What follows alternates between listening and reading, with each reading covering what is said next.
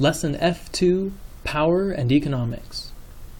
We've seen how income and wealth are stratified in American society, but if we want to understand why it happens, how that affects larger structures, and how social mobility is limited at the top and bottom, while the rich keep getting richer, we have to understand the institutions that control wealth, work, power, economics, and politics. To understand wealth and power, you have to look beyond the actions of individuals. Human beings need food, shelter, and other goods, and producing those things has always taken some amount of work. Economic systems are institutions made up of all the people, organizations, and interactions that produce and distribute human labor, the goods it produces, and the money to purchase them.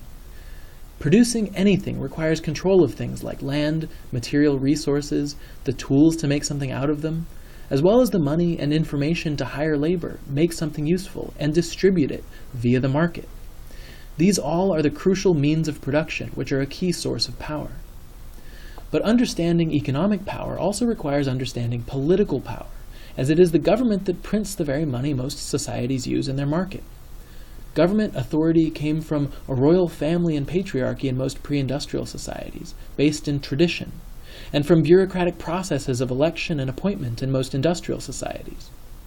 But the political system is bigger than just government, as people like Martin Luther King Jr. may push to change laws with charismatic authority over a social movement. But why do we give governments authority over our lives to begin with? One explanation is that with total freedom to do as we please, the lives of individuals might be dangerous and unstable, as coercive power would shape inequality. So groups of individuals tend to exchange some of their own power in a social contract, recognizing the authority of some larger state political system. This often includes an authority to protect individuals from having their lives, freedom, and property stolen, although this usually includes the power to create law. In doing so, we give government coercive power to control deviance by taking away an individual's property, freedom, and in some cases even life itself. Most governments also have some authority to control immigration, collect taxes and use them, and to create some form of money that everyone agrees to accept as payment, since trading sticks and stones isn't very efficient.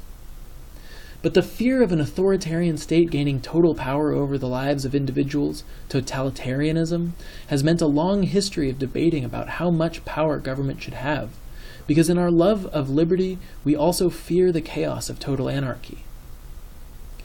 Freedom is a key value on all sides of the political spectrum, but it means different things to different people, and nearly everyone is willing to give the government some amount of power. On the left in this country, it often means giving up some economic freedom in order to create a higher level of equality. On the right, it often may mean giving up some social freedom to protect social stability and tradition. Democrat and Republican values both may range from libertarian to authoritarian.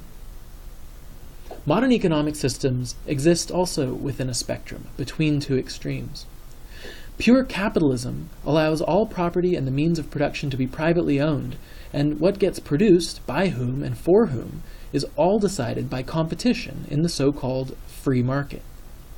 Pure socialism is known as a command economy, because the means of production are controlled by government, which directs goods and services, in principle with the support of and benefit for all the individuals that make up society. Nearly every society exists somewhere in a spectrum between these two extremes, but we'll look at the ideal type of capitalism first, as these basic principles are what most Americans are familiar with. Capitalism is based in the idea that if individuals act in their own best interest to make and buy what they want, everyone will produce more and lead happier, more comfortable lives. Capitalism means you can own and use whatever money and goods you can legally get, and start a business to get more of them. It's all about competition and choice. And what gets produced depends on the supply of materials, skilled labor, and money to pay for it, and the demand for particular goods and services. Steve Jobs saw a potential demand for better computers, so he learned the skills, hired the workers, and put in the effort to supply Apple computers and iPhones on the market, and was rewarded by becoming a billionaire, just as Davis and Moore said he should. Other computer companies made lesser computers or couldn't produce them cheaply, so they went out of business.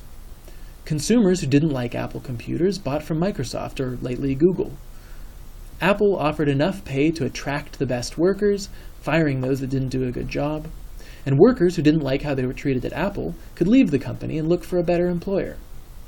Ideally, this competition means companies are motivated to create cheap, high-quality products in order to meet demand and gain a bigger share of the market, thereby increasing their profit. Larger structures emerge to help the market operate, some created by private innovation, some by government. Handling all that money gets complicated, so people put their money in banks, which then lend out that money to others who want to start new businesses or buy expensive things like houses. Businesses and other organizations need to borrow loans, take out insurance, and sign agreements as a single body, so they legally incorporate to gain many of the legal rights of an individual. In some cases, these are owned by one person or family, but most larger corporations are public, and they sell ownership as stocks to get many people investing in the business. Those individuals are motivated by gaining profit if the company succeeds, and have some power to direct that company.